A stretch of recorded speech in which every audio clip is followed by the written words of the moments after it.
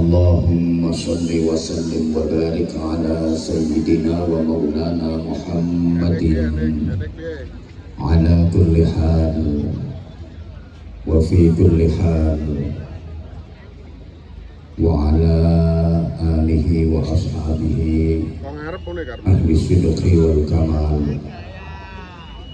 Subhanaka la ilma lana illa ma 'allamtana innaka antal alimul hakim. Rabbi shrah li sadri wa yassir li amri wahlul 'uqdatam min lisani yafqahu qawli waj'al li waziran min ahli.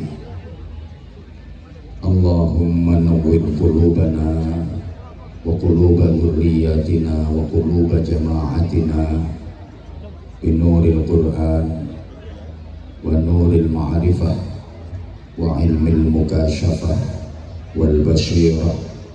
Ya Fattahu ya Alim, iftah qulubana wa qulubahum futuhal arifin birahmatika ya arhamar rahimin. Amma ba'du. Ulama anal ajilla wa masyayikhana al-a'izza, para alim ulama, para pengasuh pondok pesantren, bapak-bapak kiai, ibu-ibu nyai, bil khusus pimpinan pondok pesantren Darul Istiqomah, Fadilatul Mukarram Bapak Kiai Nahuri Muslim SPDI, Bapak Kiai Zainal Arifin PA, Bapak Kiai Muhammad Ghufran Zain Al-Alim SPD, bersama segenap kepengasuhan pesantren, keluarga dalam, majelis asatid, kepengurusan pesantren,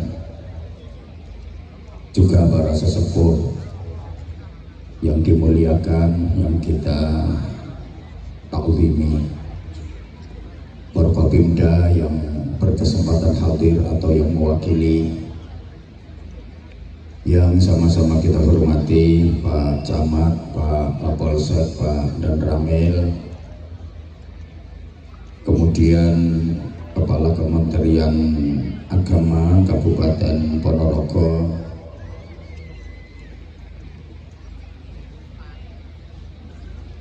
GPAC FKDT Kecamatan Balong, Kepala Desa, perangkat-perangkat desa, tokoh-tokoh masyarakat, semua tamu undangan, Bapak dan Ibu Wali Santri, kemudian mutakharrijin, mutakharrijat dari Pondok Pesantren Darul Istiqomah, adik-adik santri putra dan santri putri, hadirin hadirat, mustami'in mustami'at, seluruh jamaah, mudah-mudahan semuanya dikaruniai panjang umur, sehat wa'afiyah fi ta'atillah, dikaruniai keselamatan zahiran wa batinan, dunyan wa ukhran, selamat akidahnya, selamat imannya, selamat keluarganya. Mohon keikhlasannya untuk membaca suratul Fatihah kita hadiahkan kepada muassis, pendiri dari pondok pesantren ini, beserta seluruh orang-orang yang ikut berpartisipasi dalam memperjuangkan pondok pesantren Darul Istiqomah. Mudah-mudahan amal baktinya, pengabdiannya, perjuangannya diterima baik dan mendapatkan pahala yang agung di sisi Allah Subhanahu wa Ta'ala. Al-Fatihah. A'udzubillahi minasyaitonir rajim. Bismillahirrahmanirrahim. Alhamdulillahirabbil alamin. Ar-Rahmanir Rahim. Maliki yaumiddin. Iyyaka na'budu wa iyyaka nasta'in. Ihdinas shiratal mustaqim. Siratal ladzina an'amta 'alaihim ghairil maghdubi 'alaihim waladdallin. Rabbighfirli wa liwalidayya wa lil mu'minina amin ya rabbal alamin. Fatihah sekali lagi para jamaah dengan niat berdoa memohon kepada Allah Subhanahu wa taala, mudah-mudahan negara kesatuan Republik Indonesia yang kita cintai bersama dijaga keutuhannya oleh Allah, dijauhkan dari musibah, bencana dan mara bahaya. Untuk saudara-saudara kita yang sedang diuji dengan musibah, mudah-mudahan diberikan ketabahan, kesabaran, kekuatan, diberikan ganti yang sebaik-baiknya. Yang diwafatkan Allah mudah-mudahan wafat dalam keadaan syahid. Al-Fatihah. A'udzubillahi minasyaitonirrajim. Bismillahirrahmanirrahim. Alhamdulillahirabbil alamin arrahmanir rahim maliki yaumiddin. Iyyaka na'budu wa iyyaka nasta'in ihdinas siratal mustaqim. Siratal ladzina an'amta 'alaihim ghairil maghdubi 'alaihim waladdallin. Rabbighfirli wa liwalidayya wa lil mu'minina amin ya rabbal alamin. Para jamaah yang saya sayangi, saya hormati rahimakumullah.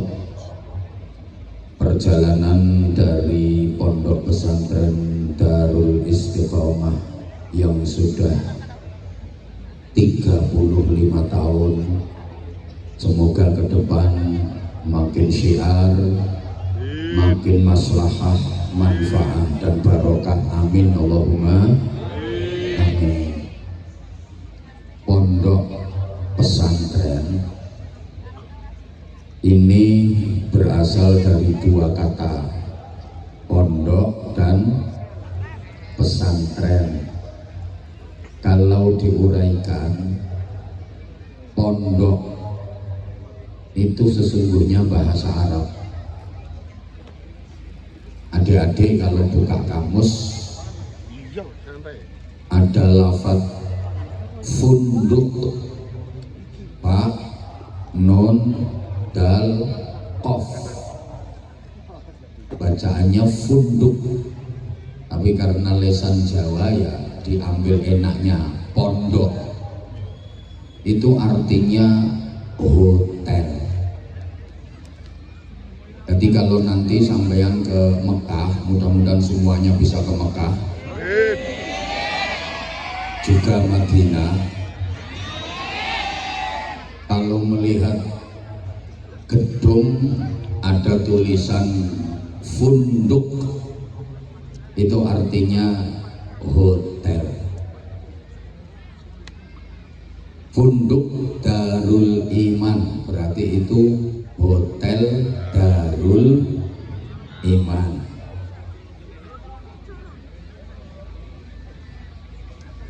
Funduk Darut Taqwa berarti niku artinya hotel Darut Taqwa.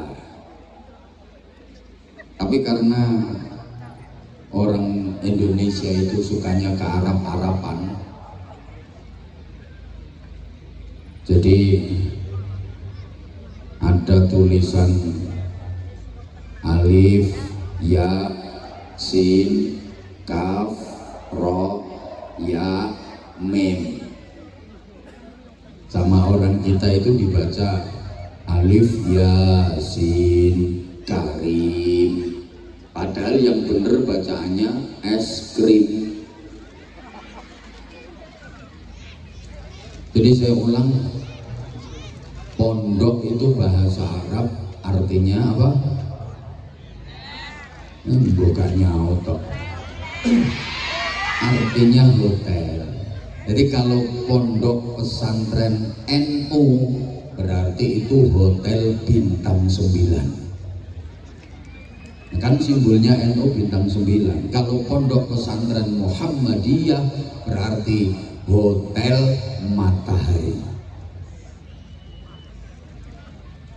Pesantren itu ada yang mengatakan berasal dari bahasa India kuno, santra, artinya manusia yang dianggap suci, nggak punya dosa dalam kepercayaan India kuno, yang berhak menafsirkan kitab sucinya. Jadi orang India kuno itu punya kitab suci yang hanya boleh ditafsirkan oleh kelompok santra. Kitab suci orang India kuno itu Red Veda, Atharva Veda, dan Sama Veda. Jadi sama tak hapusi orang ngerti. Itu hanya boleh ditafsirkan oleh kelompok santra, orang-orang yang dianggap suci, nggak punya dosa. Nah, kalau di Indonesia mayoritas penduduknya beragama Islam, punya kitab suci Al-Quran, itu yang bisa menafsirkan ya kelompok santra. Kalau di Indonesia menjadi santri. Allahumma sholli ala Muhammad. Kalau diurut sejarahnya, mulai zaman Nabiullah Ibrahim alaihi salam, Allah mengutus seorang nabi dari bangsa Arab Selatan, namanya Nabi Hud alaihi salam, diberi kaum yang bernama kaum Ad. Wa ila adin akhahum Huda, dan kepada kaum Ad Allah mengutus saudara mereka yaitu Nabi Hud alaihi salam. Nah, karena kaum Ad ini nakal-nakal, maka nasibnya dibinasakan oleh Allah. Gagal di Arab Selatan. Kemudian Allah mengutus nabi dari bangsa Arab Utara, namanya Nabi Shalih alaihi salam, diberi kaum yang disebut dengan kaum Samud. Wa ila Samuda akhahum Shalihah, dan kepada kaum Samud Allah mengutus saudara mereka Nabi Shalih. Kaum Samud ini juga nakal-nakal, nasibnya ya dihancurkan oleh Allah. Di Arab Utara juga gagal, Arab Selatan gagal, Arab Utara gagal. Kemudian Allah mengutus Nabi, la minal kiduli wala minal lori bal minat tengai, bukan dari Arab Selatan, bukan dari Arab Utara, tapi dari Arab Tengah.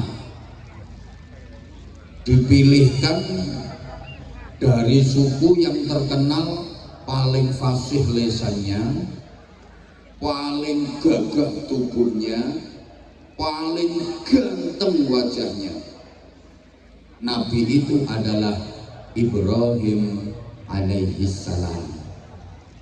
Dan diingat Bapak Ibu para jamaah, semua nabi-nabi setelah Ibrahim alaihi salam itu adalah dzurriyyahnya, keturunannya Nabi Ibrahim. Makanya Nabi Ibrahim dijuluki Abul Anbiya, bapaknya para nabi. Jadi semua nabi sesudah Nabi Ibrahim itu keturunannya Nabi Ibrahim. Nabi Ibrahim itu fasih lesannya, gagah tubuhnya, ganteng wajahnya. Dan semua keturunan dari Nabi Ibrahim yang jadi nabi itu ganteng semua.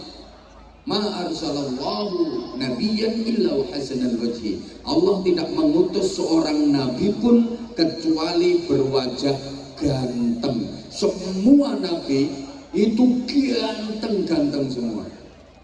Nah, sekarang kalau al-ulama warasatul anbiya, para ulama itu pewarisnya para nabi, sampeyan diteni, kiai-kiai niku rata-rata ganteng-ganteng.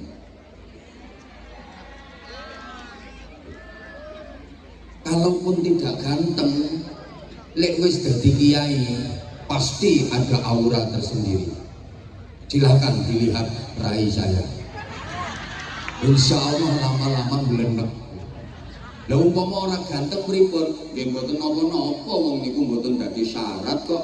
Innallaha la yanzuru ila suwarikum wala ila ajsadikum wala ila hisabikum walakin yanzuru ila qulubikum wa niyatikum. Allah tidak menilai wajahmu, bodimu, nasab keturunanmu, tapi yang dinilai Allah adalah hatimu, niatmu, iman dan takwamu. Nah, ini dalile kiai sing orang ganteng kaya sing ceramah iki. Allahumma sholli ala Muhammad. Oke, saya lanjut. Tolong adik-adik jangan rame ya, biar ngajinya bisa tertib saya. Nabi Ibrahim punya putra dari istri yang bernama Siti Hajar. Putra tersebut bernama Ismail alaihi salam. Oleh Allah diberi pusaka namanya Masjidil Haram. Nabi Ibrahim punya putra lagi dari istri yang bernama Siti Sarah. Putra tersebut bernama Ishak alaihi salam. Oleh Allah diberi pusaka Masjidil Aqsa. Makanya Isra-nya Rasulullah itu nampak jelas pusaka Nabi Ismail dan pusaka Nabi Ishak. Isra-nya Rasulullah kan minal Masjidil Harami ilal Masjidil Aqsa. Sampai sini paham? Dari Nabi Ismail ini melahirkan keturunan bangsa Arab. Jadi negara-negara Timur Tengah itu banyak keturunan Nabi Ismail. Nabi Ishak punya anak namanya Yakub alaihi salam. Dari Nabi Yakub ini yang melahirkan bangsa Israel. Bangsa Israel ini bangsa wong pinter. Bahkan gudangnya Nabi itu Bani Israel. Rata-rata Nabi itu berasal dari Bani Israel. Cuma memang serakah. Bukan hanya soal ekonomi saja, sampai soal Nabi saja. Mereka itu nggak mau menerima Nabi yang bukan keturunan Bani Israel. Maka sampai sekarang pun mereka tidak mau mengakui Rasulullah Muhammad SAW. Karena Nabi Muhammad bukan keturunan Bani Israel, tapi Nabi Muhammad berasal dari keturunan Nabi Ismail. Jadi bangsa Israel itu begitu. Kalau ada Nabi yang bukan keturunan Israel, itu berusaha untuk diisraelkan. Contoh Nabi Ayub alaihi salam. Nabi Ayub itu nabinya bangsa Eropa, tepatnya di negara Yordania. Nah, akhirnya Nabi Ayub ini diambil cucu menantu sama Nabi Yusuf, dinikahkan dengan Siti Sarah, cucunya Nabi Yusuf. Setelah dinikahkan dengan Siti Sarah, Nabi Ayub diboyong ke Israel. Maka bangsa Eropa kelangan Nabi. Tapi lumayan, wis tahu duwe Nabi, senajan akhirnya kelangan, tapi kan wis tahu duwe Nabi. Daripada Indonesia ini setiap ada Nabi pasti palsu. Saiki ngaku Nabi rong dino kas tangkep polisi. Loh, masih ingat nggak? Indonesia ini dulu banyak nabi-nabi palsu. Ada nabi namanya Ahmad Musaddiq, guru olahraga. Katanya ditemui malaikat Jibril itu di Bogor. Ngapain malaikat Jibril kelayapan sampai Bogor? Ada nabi lagi namanya Suyuti, tukang cukur. Indonesia ini luar biasa. Di Malang ada nabi namanya Yusman Roy, itu yang mengajarkan sholat boleh diterjemah. Jadi kalau takbiratul ihram bukan Allahu Akbar, Allah Maha Besar. Kena wong Betawi ya Allah gede banget. Kena wong Ponorogo Allah gedene ram. Nek Bojonegoro ya Gusti Allah kau gede. Nek wong Madura Allah Maha Raja tak iya. Di Jombang juga pernah ada nabi namanya Jari. Pokoknya Indonesia ini Masya Allah, setiap ada nabi mesti palsu. Allahumma sholli ala Muhammad.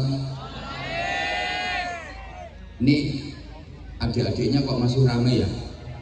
Kalau adik-adik aja rame nggak pantas, apalagi yang kawak-kawak ya, di pengajian kok misalnya maaf-maaf ngobrol sendiri sama temennya atau main HP, itu rasa-rasanya kok kurang pantas, apalagi di panggung.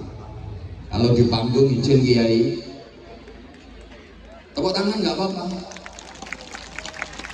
kan. Kalau di panggung itu jadi pusat perhatian, disoteng, akhirnya nanti komennya netizen itu kadang-kadang ngeri.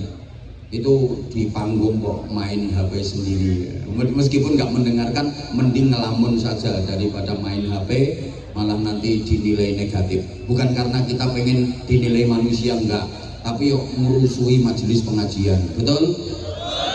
Allahumma sholli ala Muhammad.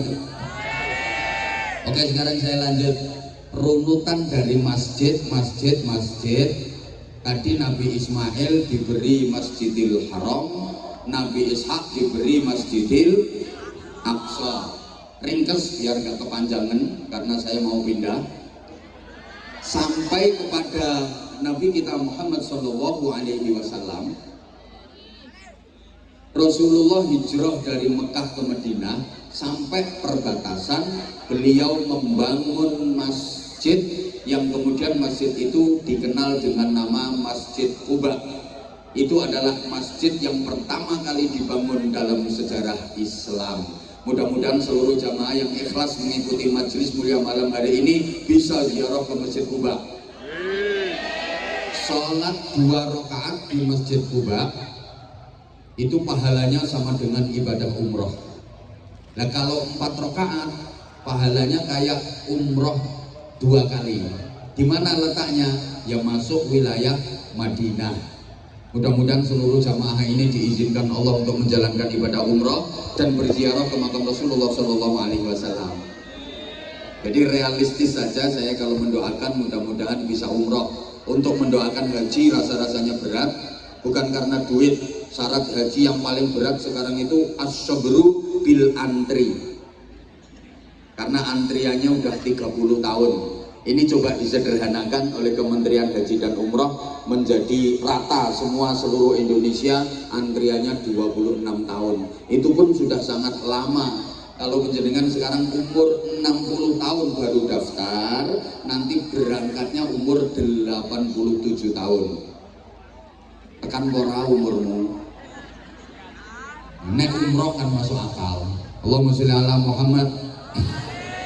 Nah, Masjid Quba itu masjid yang menjadi kebiasaan Rasulullah untuk bermalam minggu. Jadi Rasulullah itu punya kebiasaan malam mingguan. Tapi malam mingguannya Rasulullah Sabtu sore berangkat dari rumah menuju Masjid Quba. Imma masyian wa imma raqiban. Kadang-kadang jalan kaki, kadang-kadang berkendara. Dari rumah Rasulullah sudah wudhu, sampai Masjid Quba nggak batal wudhunya, kemudian sholat di situ.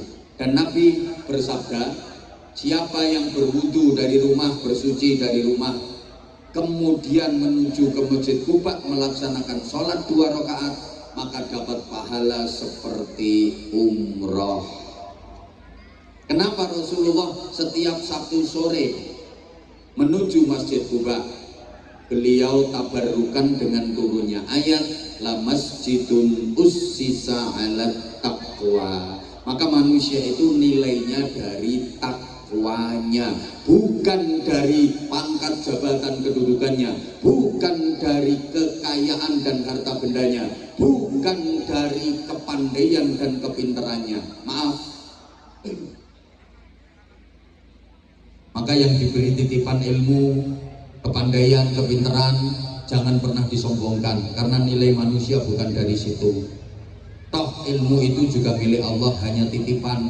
Kalau Allah pengen mencabut ilmu, gampang, diutir saraf otaknya sidik wae, cetik, langsung lelak-lelak, digawe pikun nyeluntek ilmune. Betul? Ya Allah, sekarang aja koyo pinter-pinter, semua pertanyaan bisa jawab, gak ono yang balik.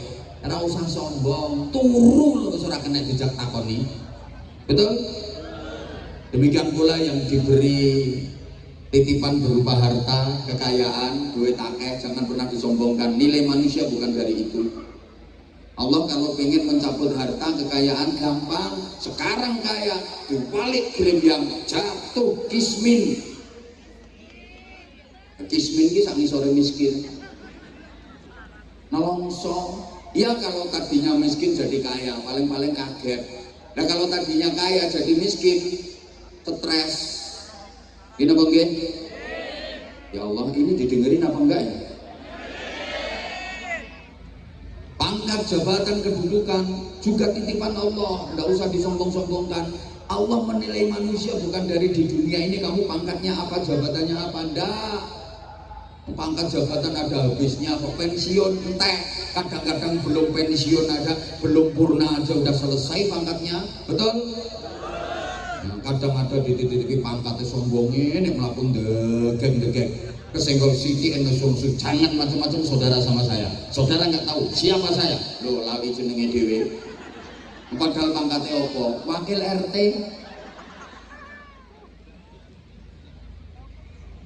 Jadi manusia itu yang dinilai takwanya maaf. Nek sapi, kayak nilainya teko dagingnya. Semakin akeh dagingnya, semakin gede, semakin lemu, semakin larang. Sing lemu langsung mereng-mereng lho. Kuwi nek sapi. Tapi apakah semua binatang nilainya dari dagingnya, dari lemunya, dari gedenya? Ndak. Nyatane ono kok manuk cilik, ungkil-ungkil, nilainya harganya lebih mahal daripada sapi sing gede. Gini apa betul? Karena manuk, anda mau ngomong manuk kok diguyu tuh, nilainya dari suara. Kalau manuk nilainya dari suara, kalau sapi nilainya dari daging, dari lemunya. Nah kalau manusia nilainya dari apa? Lemunya. Ya kono saingan karo sapi. Dari takwanya. Allahumma sholli ala Muhammad.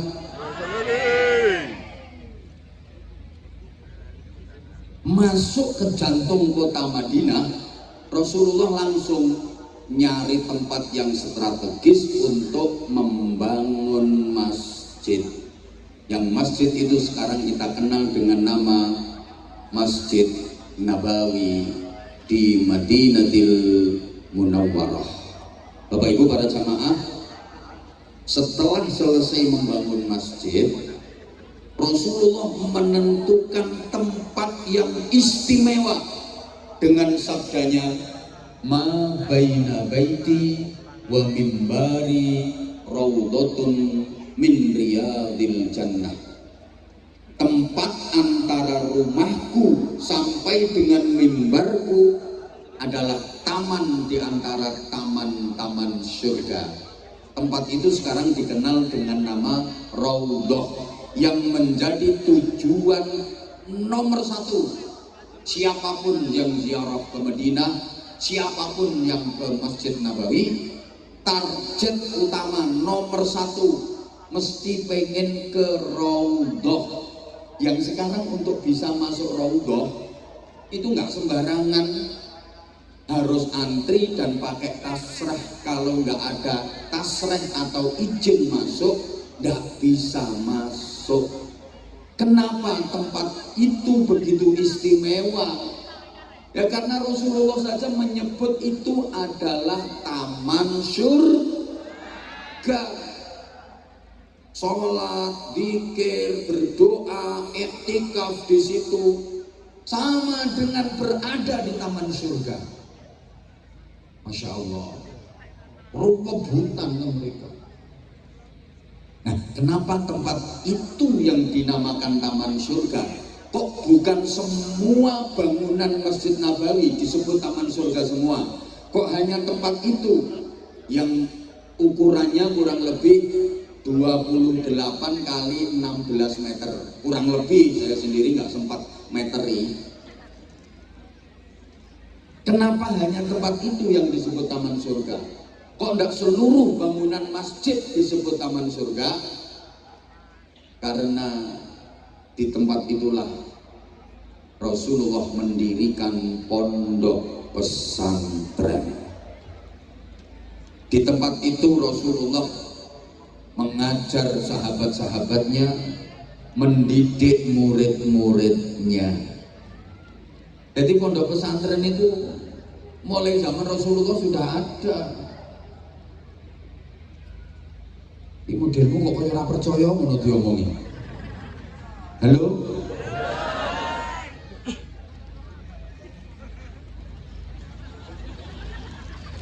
Pondok pesantrennya Rasulullah itu namanya Raudhatun min Riyadil Jannah, taman surga. Maka semua pondok pesantren yang ada di dunia ini besok akan diangkat oleh Allah menjadi bagian dari taman surga, termasuk Darul Istiqomah. Nah, penghuninya siapa?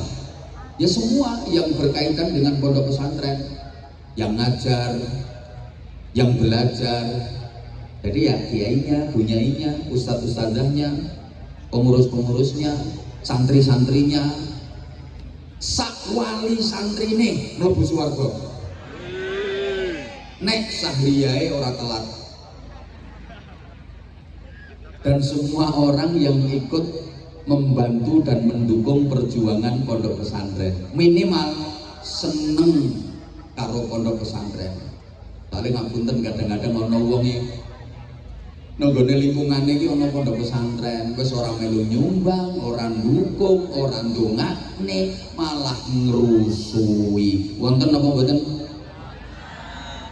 Ora usah kaget.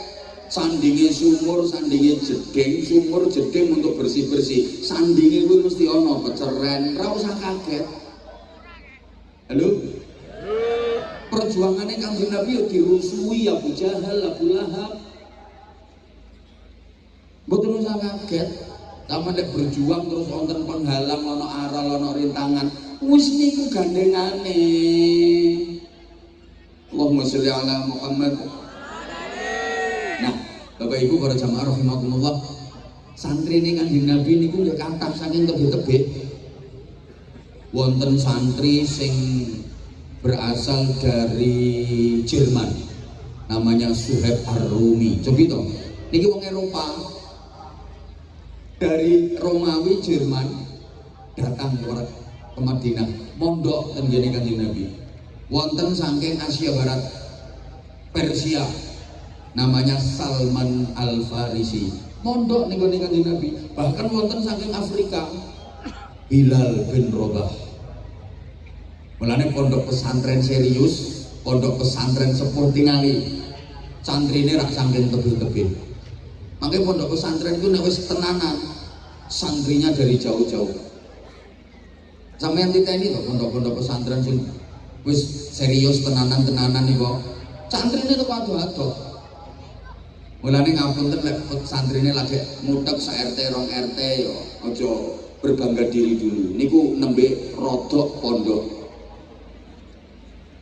Kiai nek serius niku, santrine mesti saking tebih-tebih. Iki ngrungokne ora to wong-wong iki.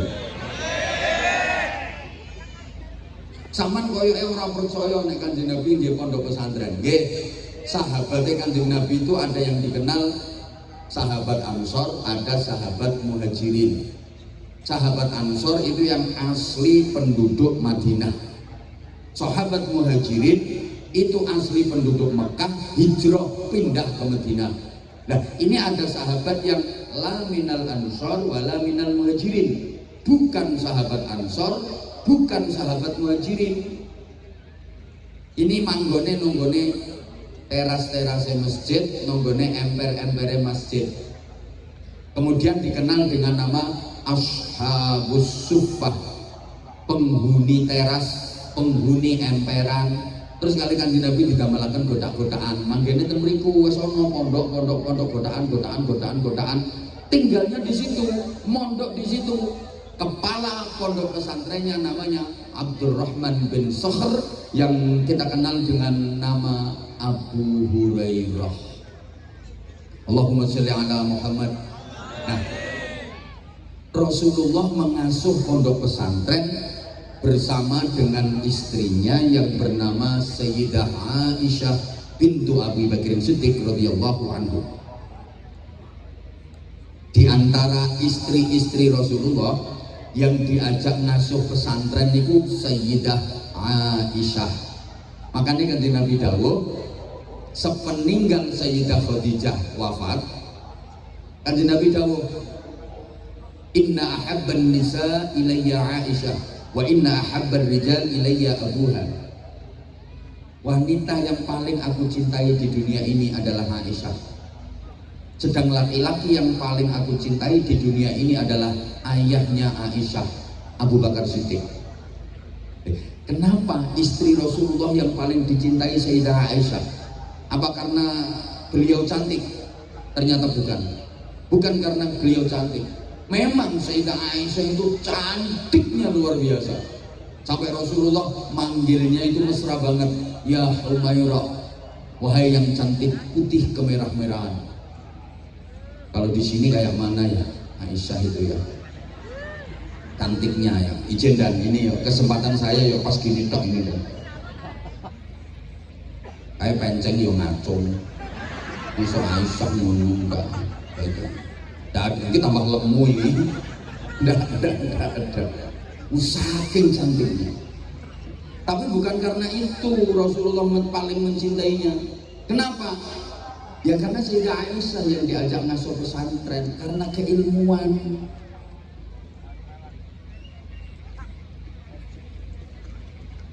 Rasulullah mengajar sahabat. Kemudian para sahabat mengajar muridnya, yang generasi muridnya sahabat itu disebut tabi'in. Apa bu? Pisan maneh? Sampeyan kersane ngertos selama ini kan mek krungu tabi'in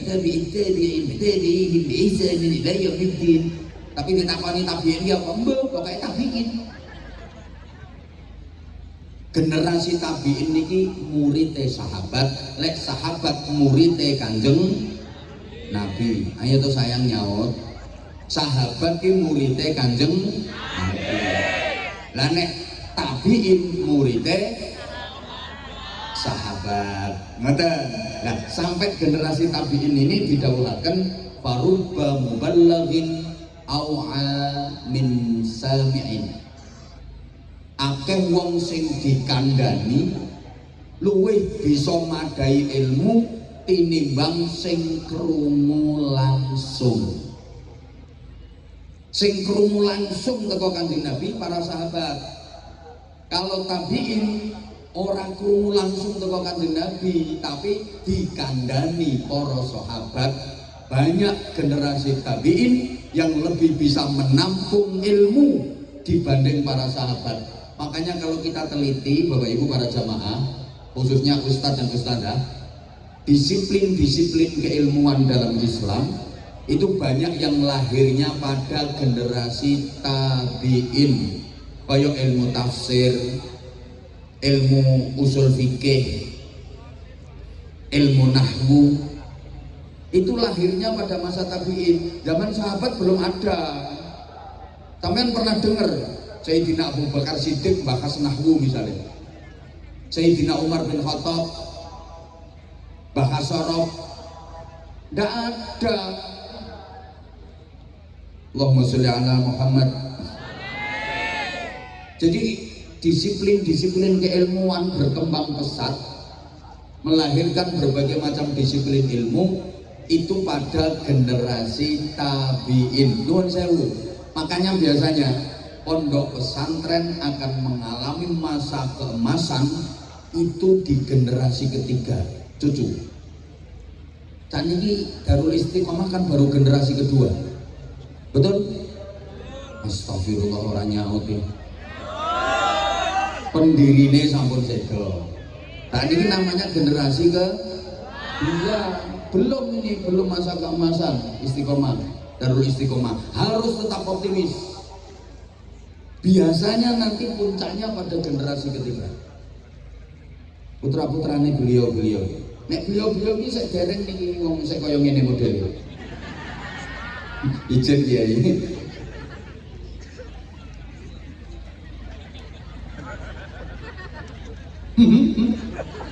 Mungkin ukurannya generasi ketiga, tapi yang kalau generasi ketiga ini kok tidak mampu mengembangkan dan tidak dikaderisasi dan regenerasi dengan baik, mengalami masa kehancuran.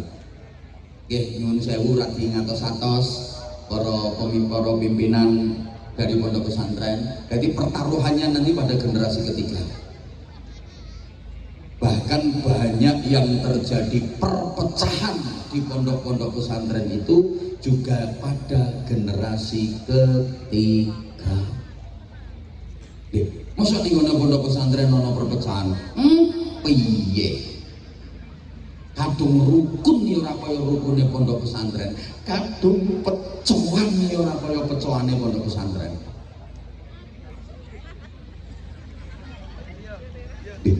Kula ngemutake. Halo.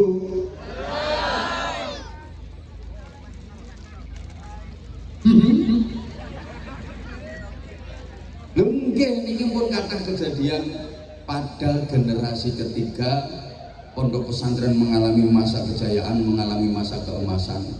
Tapi juga banyak pada generasi ketiga itu pondok pesantren mengalami masa kehancuran. Artinya kehancuran itu ya entek santri ini hanya tinggal nama. Loh, saya tidak memeden-medeni enggak.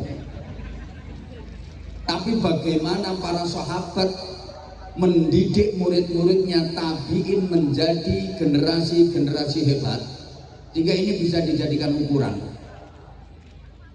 Seorang guru disebut sukses kalau bisa mempunyai murid yang kapasitas dan reputasinya melebihi gurunya.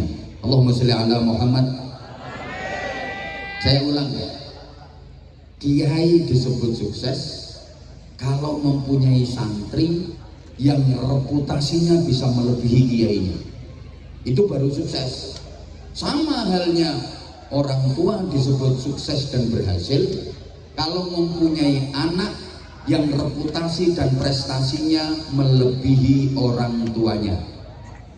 Izin, saya bisa dan berani mengatakan ini Pak Kapolsek ya. Bapaknya Pak Kapolsek itu orang sukses karena bisa mendidik dan membimbing putranya, mengantarkan putranya sampai menjadi Kapolsek. Izin Pak Kapolsek, bapaknya profesinya bapaknya petani, perangkat desa, petani, tukang dakwah, tukang idak sawah. Izin, tapi bisa mengantarkan putranya menjadi perwira, menjadi Kapolsek. Berarti ini yang hebat bapaknya, bukan Kapolseknya. Izin, rasa dikeploki wong sing hebat bapaknya. Nah Pak Kapolsek ini berhasil apa enggak, sukses apa enggak, lihat nanti putra beliau. Nah kalau putra beliau bisa jadi Kapolres, sukses ini Pak Kapolsek. Bapaknya Kapolsek kok putrane Hansip, gagal berarti Kapolsek. Izin dan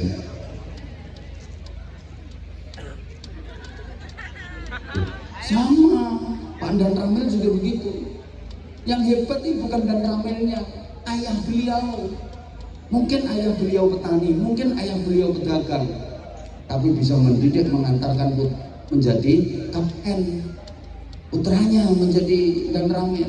Lah Pak Dan Ramilnya sukses apa enggak? Ya lihat nanti putranya Pak Dan Ramil. Kalau putranya nanti bisa jadi dandim, nah ini sukses berhasil Pak Dan Ramil. Putranya Pak Dan Ramil ketua RT. Ya berarti gagal Pak Dan Ramil. Saya juga mohon izin, saya bukan apa-apa, saya bukan siapa-siapa.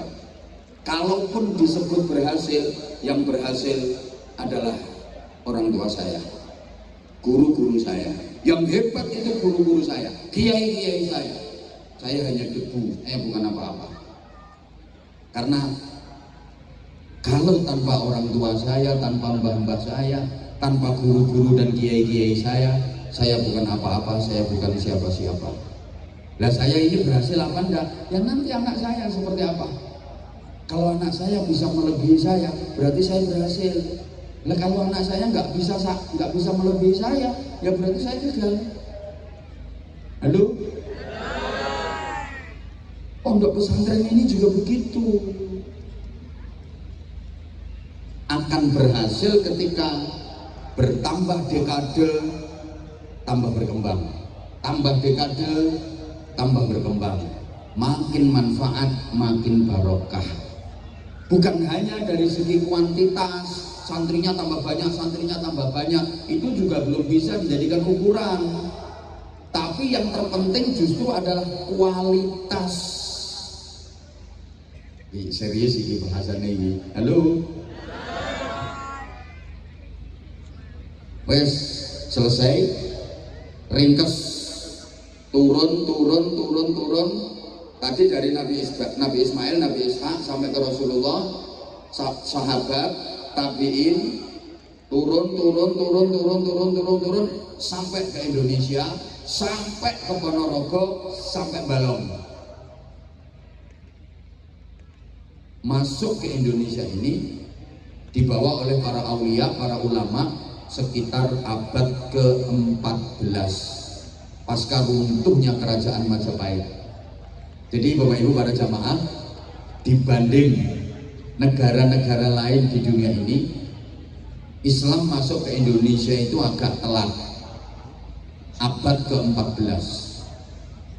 Ini secara pergerakan ya, kalau secara individu di abad ke-12 sudah ada, tapi secara pergerakan baru pada abad ke-14.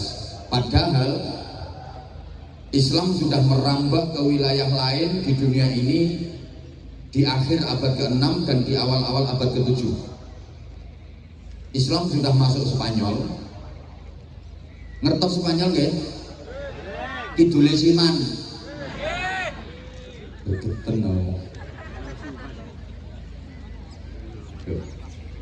Abad ke-7 Islam sudah masuk Spanyol, dibawa oleh Tariq bin Ziyad. Makanya adik-adik santri kalau ngaji Nahwu Alfiyah Ibnu Malik, itu karangannya ulama asli Spanyol, namanya Syekh Muhammad Jamaluddin bin Abdullah bin Malik Al-Jayyani Al-Andalusi. Jadi yang ngarang Alfiyah Ibnu Malik itu orang Spanyol, bukan orang Balong. Islam sudah sukses membangun peradaban di sana. Islam masuk Rusia itu ya abad ke-7. Taman lek kurmono wong maca hadis rawahul Bukhari, hadis ini riwayat Imam Bukhari. Rumangsamu Bukhari tonggomu bakal sego goreng. Orang sana. Ya Allah. Islam sudah masuk ke Irak, Mesir, ya abad ke-7. Masa-masa Amr bin As jadi gubernur Mesir. Dah tak ringkes saya, Islam masuk Iran awal abad ke-7 yang membawa Abu Ubaidah Ibnul Jarrah. Makanya adik-adik santri Pondok Darul Istiqomah lek ngaji kitab Fathul Qorib Al-Mujib, itu karangannya siapa? Syekh Ahmad bin Husain bin Ahmad Al-Asfihani. Asfihan itu kota terbesar kedua di Iran setelah ibu kota Teheran, yang disinyalir menjadi pusat pengayaan uranium nuklir. Makanya Amerika Serikat itu takut sama kota Asfihan. Infonya, satelit pengawas keamanan Amerika Serikat selalu dihadapkan ke Asfihan karena di situ menjadi pengayaan uranium nuklir. Ternyata Amerika Serikat yang katanya negara adidaya, negara superpower, negara kuat itu takut sama nuklir. Kalah karo Ponorogo. Nuklir masuk Ponorogo dimakan, soalnya jadi bakso nuklir. Ya no? Ternyata orang Indonesia ki sakti-sakti panganane bakso granat. Aku kapan itu pas lewat di Ponorogo ki ono warung itu tulisannya sedia nasi bebek sambal mercon. Wong Ponorogo sambelnya mercon. Indonesia ini ternyata sakti-sakti. Bener, tongseng yang dipangan, tong karo seng yang dipangan. Bocah cilik-cilik, cambalong cilik-cilik doyan molen jajal. Molen ini dipangan karo bocah cilik-cilik. Wong ibu-ibu kletis-kletis makan jajan, apa kuping gajah jajal. Indonesia ini sakti-sakti ternyata. Kapal selam ya diplok, gulone ae pasir, batu. Mulane lek Amerika kae jarene wis tekan bulan, ala paling ning kono trimo ngencepno gendera. 6 bulan pamer-pamerno. Wong balong ini blonjo itu matahari.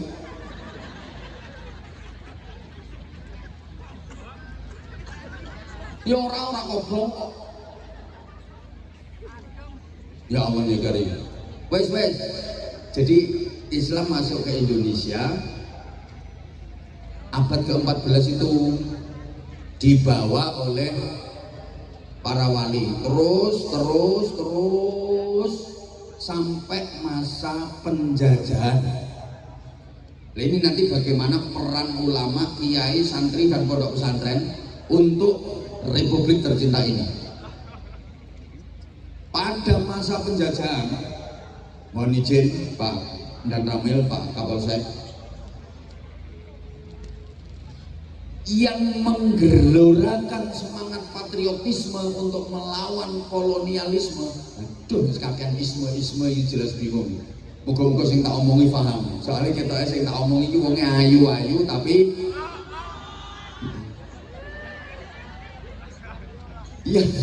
yang menggelorakan semangat perlawanan melawan penjajah itu ternyata ya para kiai, para ulama. Loh kenapa kok para kiai, para ulama? Bukan tentara, bukan polisi. Izin, waktu itu tentara belum lahir, apalagi polisi belum belas. Izin dan memang iya kok, belum lahir. Masyarakat itu kalau ada urusan apapun larinya ke kiai. Dulu, halo, sampai anaknya masyarakat Indonesia ini kan nggak boleh sekolah sama Belanda. Dan nanti kalau anaknya orang Indonesia ini sekolah, pinter-pinter, wah bahaya, bisa melakukan perlawanan kepada penjajah. Nggak boleh sekolah. Yang boleh ikut sekolah khusus anaknya bangsawan, minimal anaknya bupati. Anaknya bupati ke atas yang ningrat, yang bangsawan saja yang boleh ikut sekolah.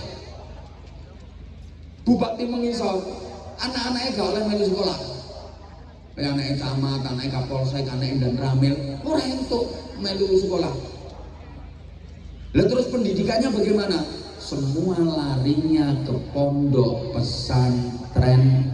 Pendidikan dari anak-anak masyarakat semuanya ke pondok pesantren, dan di pondok pesantren itulah mereka digembleng untuk mencintai tanah air, ditanamkan kuat hubbul waton minal iman, cinta tanah air bagian dari iman, ditanamkan kuat melawan penjajah hukumnya fardu ain, kalaupun mati matinya mati syahid. Itu ditanamkan di pondok-pondok pesantren.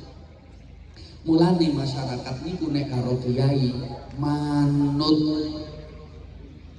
Jadi problematika keumatan itu bisa diselesaikan pada tingkat kiai. Zaman biyen ngoten, masyarakat itu urusan apa wae marane rak tenggene kiai. Nggih napa nggih? Lho, nganti tekan saiki masyarakat lek karo kiai manut. Mulane lek badhe pilih pilihan ngoten nika, mbok pilihan kepala daerah, mbok pilihan DPR, ya calon-calon ini mesti do marono gone kiai, lebet kok main kiai. Dijaluki dukungan, soalnya ngerti nek masyarakat manut karo kiai.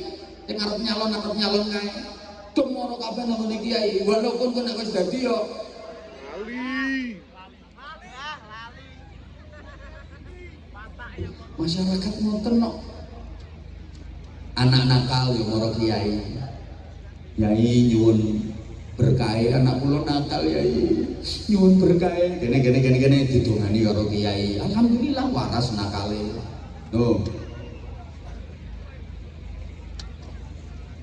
Yai bojo kula metem tuwa pun 11 wulan kok dereng lahir-lahir to yai. Maro kiai njaluk suwuk pendobolan. Kira dikai ngombe banyu kon ngombe karo gebyurne wetenge bojomu ya procot lahir. Ngono. Yai utang kula kathah yai. Dik niki wayahe ditagih. Kula nyuwun tulung kersane mboten ditagih. Kersane sing kula utangi niku mboten nagih. Wis iki wacake ayat kursi. Mangke lek pas mandalladzi yashfa'u indahu kuwi waca sing dawa baru illa biizni. Kae kok meteng kae ketoke utange akeh harus praktek kae.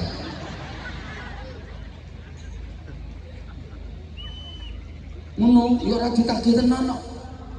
Utang kula kathah yai nyuwun dongane kersane cepet lunas. Gampang. Wacake ayat kursi ping 10.000 tanpa ambekan. Lunas wong-wonge. Ono apa mawon ngombian niku marang kiai yo. Yai bojo kula niki kok cerewet teram. Esuk ngomel lawan ngomel sore ngomel kula nyuwun donga sing menunggu bungkem cangkeme wong wedok ya. Gampang kae wacake sumum bukmun umyum fahum la yarjiun. Jadi paringi padahal kiai ini nembe berarti celakung bojone. Malah ana donga Jawa nek iki jan ampuh tenan iki. Penting iki kanggo bapak-bapak sing bojone cerewet.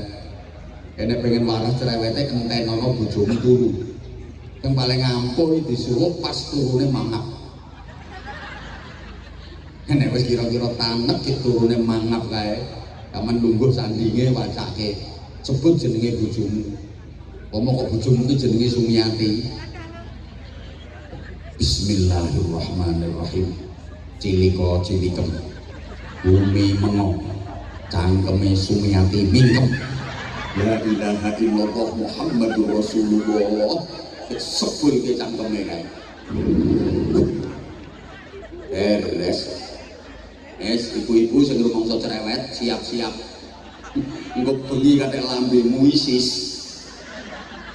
Iswuk jangan berarti. Mulane gek nang pasang jebakan nae sampean. Nek krasa lambemu isis berarti disuwuk. Memang itu cerdas ya pasang jebakan. Wis pokoke pura-pura turu padahal asline sing melek. Wis krasane arep disuwuk. Ya sing lanang ngintip terus, wis turu apa urung, akhirnya sing wedok pura-pura.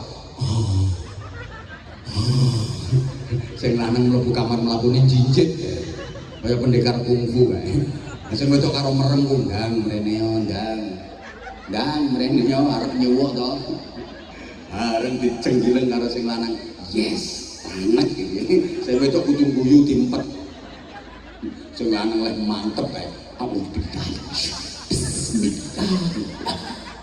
Cilik bumi mengo. Bareng arep disuwuk sing wedok melek wek.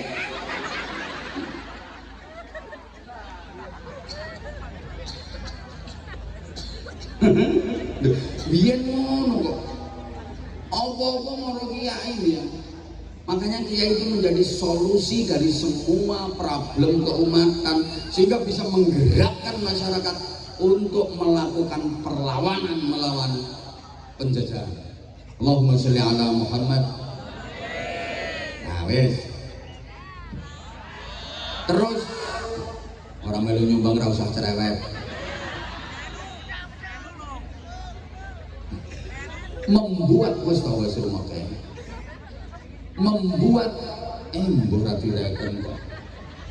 pergerakan di Indonesia ini simbolnya dua, satu masjid, dua pondok pesantren. Jadi tiba-tiba datang kanjeng Nabi Muhammad Shallallahu Alaihi Wasallam. Dia tiru kanjeng Nabi. Makanya rata-rata pondok pesantren niku mbok masjid, mbok musola, mbok aula agung, kuwi mesti wis. Biasanya tata letake kaya ngono kuwi. Terus ana godaan kamar-kamare santri. Wis muga-muga paham. Kae nek cara pewayangan kae gunungan kuwi simbol masjid. Nggo ngumbah, nggo resik-resik, nggo didik, nggo gembleng. Nah, sebelah kiwa Kurawa. Kayak sing bolong Kurawa kayak mesti ditata nang gone sebelah kiwa ning gunungan. Ana dalang lan nata Kurawa kok derek nang gone tengen iki dalang bingung. Mesti manggone nang kiwa. Lah Pandhawa manggone nang tengen. Kurawa ki simbol angkara murka, Durjana. Pandhawa ki simbol satriya sing wis bersih. Lah sing angkara murka Durjana sing mangkono sisih kiwa iki yen pengen dadi satriya, pengen bersih kudu diumbah, digembleng nanggone gunung. Wis paham apa ora ngene iki. Angel ngomongi wong sing rupane ayu tapi kok paham ya? Ya wes, nek wes paham. Terus iya. Lah saiki pondok pesantren itu nggo gembleng generasi-generasi hebat. Nun sewu adik-adik santri, taman yang pondok iki ora kudu dadi kiai, ora kudu dadi bunyai. Jadi apapun yang penting manfaat, yang penting barokah. Mergo pondok niku nggone barokah. Maaf, santri pondok iki aja diremehke. Senajan ketoke morot modal dan rata-rata tau gudiken. Ketoke sarungan klumbrak-klumbruk, rang romesi. Iki saiki ketok ganteng-gantengan perkara enek acara. Nah, coba lewat bendinane kae. Rang romesi. Tapi jangan diremehkan. Kenapa? Soale ilmune santri niku sanate nyambung ngantos Kanjeng Nabi. Ilmune santri no pondok niku tetesan ilmune Kanjeng Nabi. Aja diremehke. Duh ki waktune sayange ora cukup iki. Lah saiki sing disebut ulama ki sing piye? Soale pondok iki nggon gemblengane. Ada beberapa kriteria, diantaranya satu rijalul ummah bareng.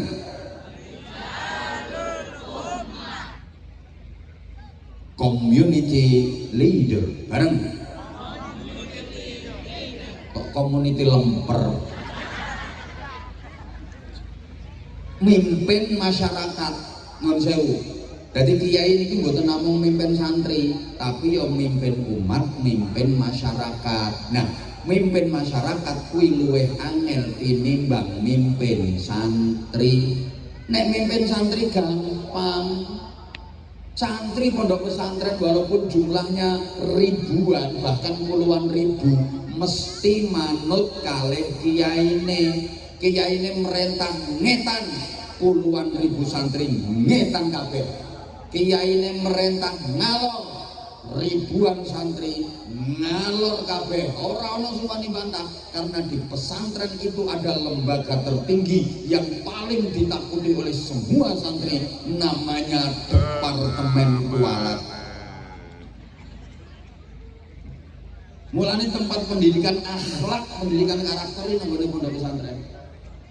Ngomong santri ini gampang kok. Tapi ngomong masyarakat, mimpin masyarakat angel. Jangankan ribuan, sepurane mimpin wong desa napa niki desa. mimpin wong Sumberjo 10 itu angel ra karuan. Apa meneh wayang pilkada kae. Karo kiai ini dijak, "So, pilihan milih calon kae ya." Niki wong 10 iki sing 7 malah ngomong ngene, "Ngapunten Mbah Yai, pun angsal dunduman keng mriku kok." Terus angel mulane dalam ngomong masyarakat niku menerapkan niku cara tembang lir-lir kae cah angon dadi duwe sifat angon. Angon itu kan ngemong, Bu.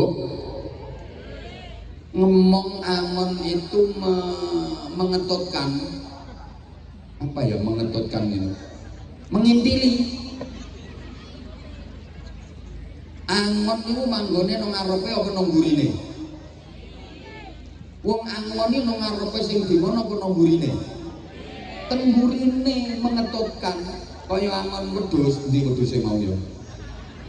Angon wedhus iki mesti manggone nang burine wedhus. Nek wedhuse mlakune wis bener apik, jarke tutke wae. Lah kok lek bandang-bandang baru ditariki ngono kuwi. Lah nek manggone nang ngarepe wedhus ora angon kuwi, blantik. Gelem ora gelem wedhus ditarik diseret kae nganti melet-melet kae tekek gulune ora peduli. Mulane sampeyan nek milih pemimpin kuwi milih pemimpin sing iso angon, aja pemimpin blantik. Iso ketekek gulumu melet-melet. Allahumma sholli ala Muhammad. Saged dipahami nggih? Halo. Mergo angon, maka teori yang dipakai itu ngetutno senengane masyarakat kuwi apa. Ora langsung diberantas habis. Senengane masyarakat kuwi apa? Lah engko disisipi nilai-nilai Islam. Masyarakat kok senengane kesenian. Oke, dakwahnya lewat kesenian, diselingi disisipi nilai-nilai agama. Wong Ponorogo senengane reog, dakwah Islam lewat media reog. Senengane wayang, mendakwakan agama melalui media wayang. Angko lakon pewayangane disisipi nilai-nilai agama. Senengane gending-gending, tembang-tembang, ciptakan gending-gending yang di situ kalimat-kalimatnya mengandung filosofi agama. Mulane ono gending-gending gereh, cublek-cublek, gundul-gundul, sluku-sluku, turi-turi. Lah kuwi. Nah, iki saiki pangapunten sanget wonten permintaan rumiyin saking panitia untuk mengedarkan kotak amal, diberi waktu untuk pesantren. Ini masuk bagian dari jariah, Bapak Ibu. Kesempatan jenengan arep bangun pondok pesantren dhewe ora iso, ora potongan, dirimu tidak pakai gablek duit. Tapi lek bareng-bareng ngeten iki, Masya Allah, jenengan mangke saged pikantuk ganjaran kolektif. Alhamdulillah. Ayo di grup sholawat 1-2 lagu sambil ngiringi santri-santri untuk mengedarkan kotak amal kangge pondok pesantren. Nggih, monggo Bapak Ibu disiapkan infak terbaiknya. Nanti saya lanjut ngajinya, dan kalau masih ada waktu mudah-mudahan bisa bagi-bagi sarung cop. Ayo monggo. Allahumma sholli ala Muhammad.